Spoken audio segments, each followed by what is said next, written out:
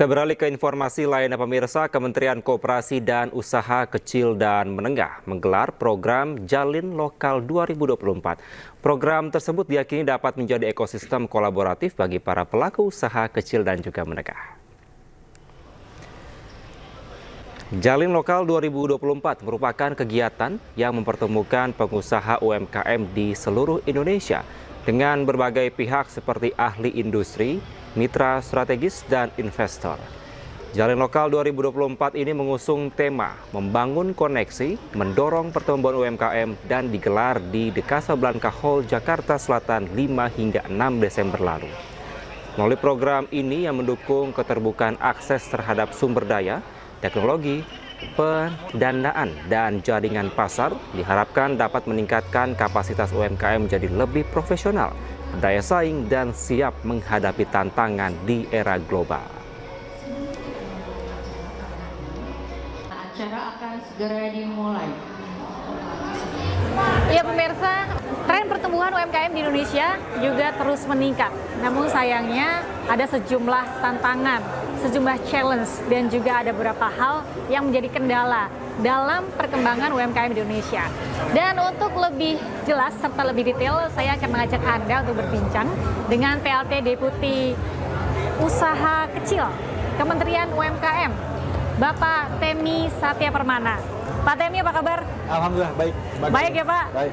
Berkaitan dengan UMKM yang trennya semakin meningkat, tapi ternyata di balik semua itu ada sejumlah kendala, ada tantangan juga yang dialami, termasuk persaingan-persaingan global. Nah, ini strategi pemerintah secara strategis ini apa langkah yang dilakukan? Oke, jadi gini, pertama kita tahu bahwa memang UMKM ini adalah 99,9% dari total pelaku usaha di Indonesia. Jadi pengusaha UMKM ini mayoritas ada di skala mikro. Kurang lebih 99,6 ini mikro. Jadi memang tugas kita berat, banyak sekali yang harus dibina. Akan tapi yang pertama mungkin kita benahi pertama dari sisi financial gap. UMKM ini masih terkendala akses pembiayaan. Kurang lebih sekitar 1.900 T yang harus kita suplai lagi, yang baru bisa dipenuhi oleh lembaga pembiayaan baru sekitar 60% lah ya dari seluruh total pelaku usaha. Dan juga akses pasar. Kami berjuang keras agar produk-produk lokal dan produk-produk dari pengusaha UMKM ini bisa diterima oleh masyarakat, sehingga pangsa pasar kita lebih didominasi oleh usaha produk lokal ini. Terlebih lagi juga kita minta mereka juga agar melek literasi digital, tapi dengan tidak menjual produk-produk impor. Kita mulai mendorong agar produk lokal mulai menjadi pilihan di platform e-commerce kita, dan juga pilihan di platform di pasar-pasar offline kita. Karena ke depan kita harus menjadi pemain utama di pasar Indonesia, karena kalau tidak produk lain yang akan mengisi pasar ini.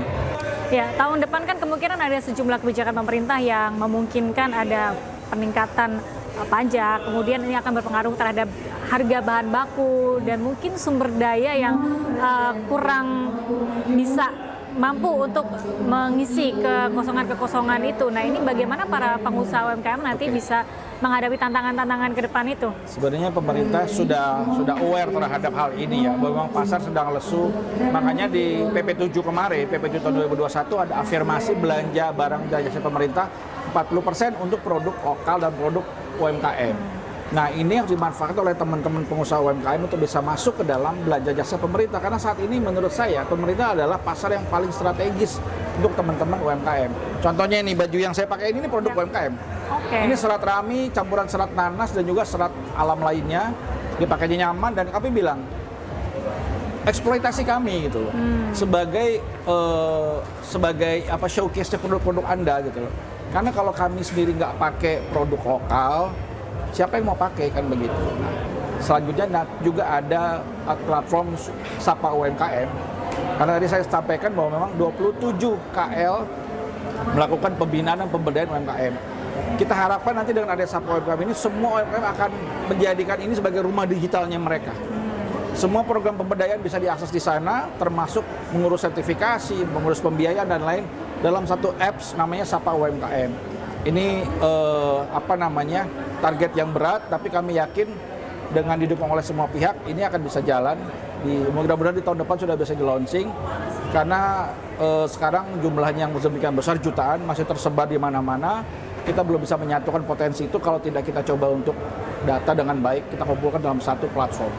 Gitu Mbak Galuh. Iya, oke. Gitu, Mbak. Ada satu hal yang kemudian menjadi perhatian ya di era kepemimpinan Pak Prabowo untuk pertumbuhan ekonomi 8%. Salah satunya adalah mungkin mengakselerasi industri manufaktur, dan itu juga mungkin bagian dari usaha kecil menengah ini kemudian bisa dibangun dengan pabrik atau semacamnya gitu untuk mengolah barang mentah menjadi hasil jadi. Nah, apakah ada mungkin langkah-langkah dari pemerintah untuk menarik investor, kemudian membuat sebuah atau mendirikan industri manufaktur gitu ya, yang akhirnya bisa mendorong percepatan ekonomi di Indonesia, Pak? Dalam skala kecil, dalam 2 tahun ini kami mengembangkan namanya rumah produksi bersama.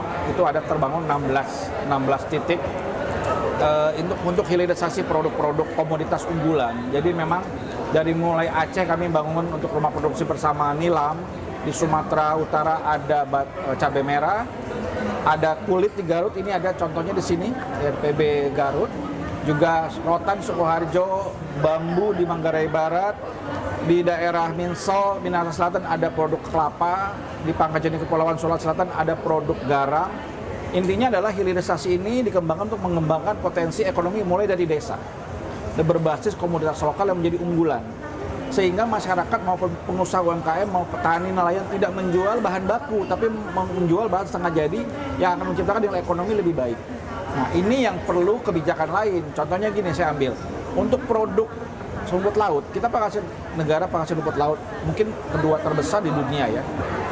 Kita menjual bahan baku ke Tiongkok itu biayanya masuknya 0%. Tapi begitu kita olah menjadi tepung keragenan, itu ada biaya masuk ke sana, naik 7%. Nah, ini yang perlu kita coba galakan, bahwa memang industri lokal harus mulai menserap produk-produk dari RPB ini. Ini akan terus kami kembangkan, konsep-konsep seperti ini. Yang pasti hilirisasi itu berbasis komoditas lokal, ada pelakunya di sana, ada pasarnya, sehingga apa yang diproduksi bisa diserap oleh pasar. Nah, tugas kami pemerintah menyiapkan regulasi dan iklim usahanya sehingga bisa menyerap produk-produk ini. Begitu Mbak, sehingga nanti 8% sebenarnya bukan hal mustahil ya. Saya tidak mau bicara dari sisi social impact yang lain-lain, tapi dari sisi konsep pemberdayaan kami. Jadi itu saja sih mungkin yang kita akan dorong nanti ke depan. Oke, baik. Pak Temi, banyak perbincangan kita hari ini, tapi sebenarnya mungkin kita bisa jalan-jalan lihat produk-produk UMKM yang sudah didisplay di acara ini. Kita lihat apa saja nih yang sedang banyak diminati oleh masyarakat. Iya Pak. Ya Pak, jadi ini produk-produk yang didisplay adalah produk-produk UMKM dari seluruh Indonesia. Dari seluruh Indonesia. Jadi jenis-jenisnya dari apa saja itu? Ada fashion, ada kuliner, baik itu makanan juga kopi yang ada 2 kedai, juga dari wellness ada juga. Nah, ini dari rumah produksi bersama Garut, kulit yang tadi saya cerita. Dan ini saya mau kenalkan nih Mbak Galuh dengan salah satu pengusaha UMKM yang sukses mereposisi pekerjaan. Halo Mas, apa kabar? Halo, saya Pak Temi. Saya dari iNews, Mbak Galuh. Saya Rusma. Ya, tadi cerita bahwa The Tree ini adalah sebetulnya awalnya dari banker. Dari banker saya beralih menjadi pengusaha. Ya, ini kami dampingin ada 2 tahun dan alhamdulillah dapat dipercaya oleh salah satu platform seperti crowdfunding ya. Betul. Mendapatkan pendanaan 3 miliar rupiah. Artinya, artinya kalau memang bisnis diurus dengan benar dari sisi manajerial maupun pemasaran dan produksi, nggak mustahil lembaga pembiayaan akan mengucurkan pembiayaan. Betul. Mungkin bisa cerita Mas, sedikit aja. Usahanya apa nih? Saya di bidang fashion, Mbak. Positioningnya di Sarimbit, kita di Sarimbit Couple. Jadi untuk pakaian keluarga. Pakaian keluarga. Betul. 2 tahun berada di bawah pembinaan inkubasi bisnis dari Kementerian UMKM dalam program SME Epic. Oh, gitu. Jadi waktu itu dapat apa saja proses pendampingannya? Jadi kami diberikan pembekalan tentang bagaimana caranya kita mendapatkan investor. Karena di awal bekerja, di awal kita berbisnis kan sebenarnya ada 2. Yang dibutuhkan adalah mental dan modal. Nah, yang pertama ini harus kita kuat dari sisi mental. Kalau modal itu sebenarnya nomor 2. Cuma kebanyakan di pengusaha UKM malahan menempatkan modal ini yang pertama. Harusnya sebenarnya nomor 2 gitu. Yang pertama adalah mental.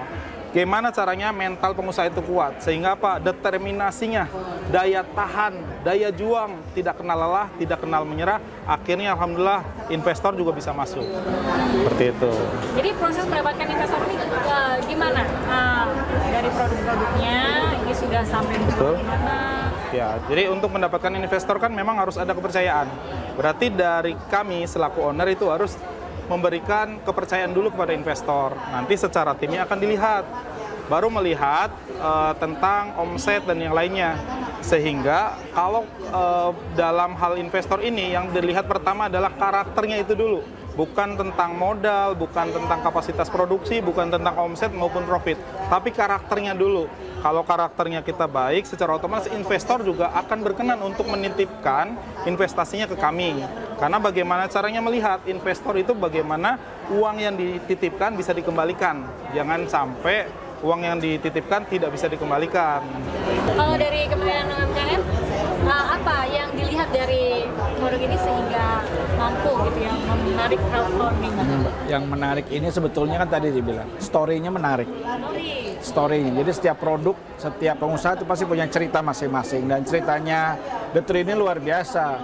Karena kita lihat filosofinya The Tree itu, mungkin bisa dijelaskan ya? The Tree itu ada 3 Mbak D-nya. D pertama itu dakwah.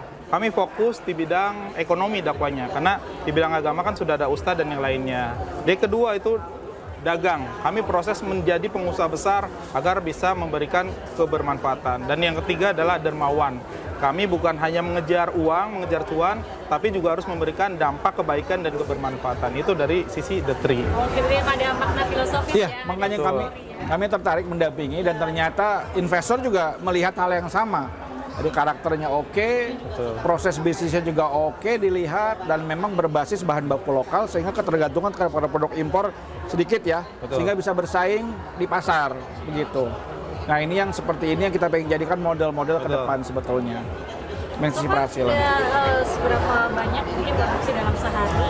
Itu kalau kapasitas produksi kurang lebih untuk saat ini kita di kurang lebih 100.000 dalam 1 tahun.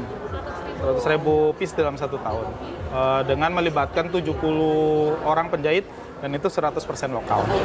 Betul. Artinya membuka lapangan pekerjaan juga ya. Betul. Iya betul. Dari Garut ya berarti? Dari Tasikmalaya. Dari Tasikmalaya. Boleh saya lihat? Boleh, silakan Mbak. Ya. Ini menarik nih. Permisi ya. Ya, silakan. Jadi untuk keluarga ya. Betul. Untuk perempuan ada. Yang laki-lakinya juga ada, yang jadi kita salimbit ini yang untuk laki-laki dewasanya. Nah, ini yang perempuannya, ibunya.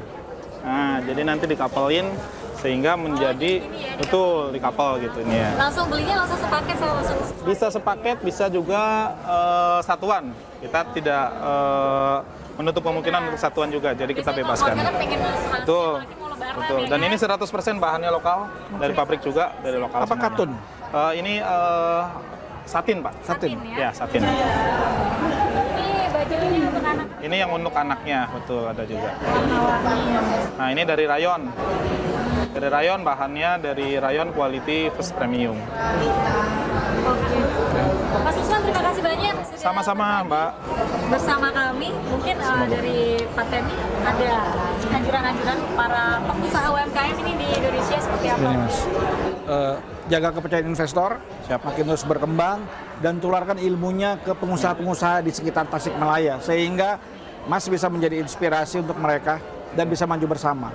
Dari kami itu sih. Jadi kami senang kalau ternyata yang kita dampingi dapat bermanfaat bagi pengusaha-pengusaha lokal Tasikmalaya dan bisa berkembang nanti lebih besar lagi. Ya. Gitu. Terima kasih, Pak Temi. Terima kasih banyak, Mas. Sama-sama, Mbak. Terima kasih.